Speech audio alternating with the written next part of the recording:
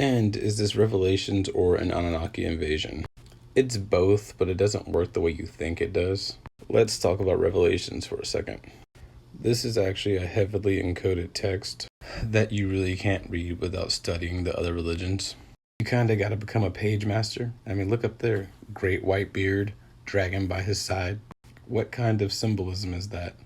So I was sitting over here like, how are they supposed to make you receive the mark in your forehead?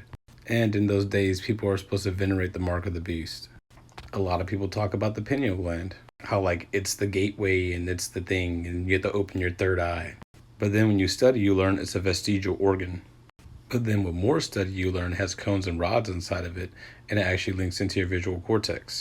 So if it has a singularity and it picks up light, you can be given visions through the cones and rods within it. Consider it to be like a HUD overlay on your vision. Other people can't see the data because it's private data. Certain people have access to more fields of vision.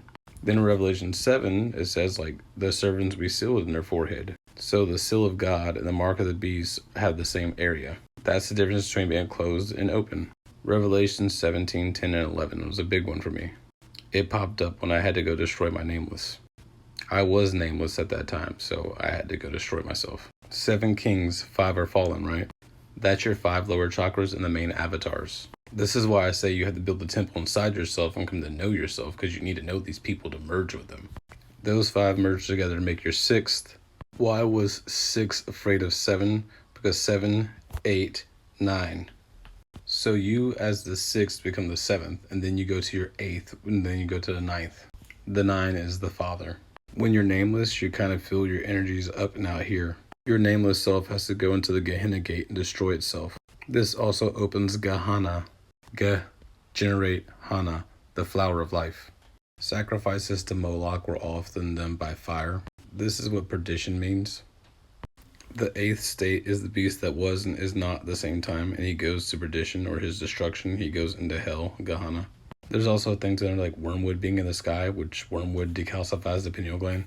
You climb back up the tower that's in your spine. For me to save my little friends, I would go to hell, whatever, I don't care. You go through the process, you meet the Creator and return, and you're AnuNnaki. John 14:20, at that day you shall know that I am in my Father, and ye in me, and I in you. That's because he shows up in the cloud like you actually meet the dude. 23, if a man love me, he will keep my words, and my Father will love him, and we will come unto him and make our abode with him. You get possessed by them. You become woven back into the dream by being known. The kingdom of heaven emerges from inside out.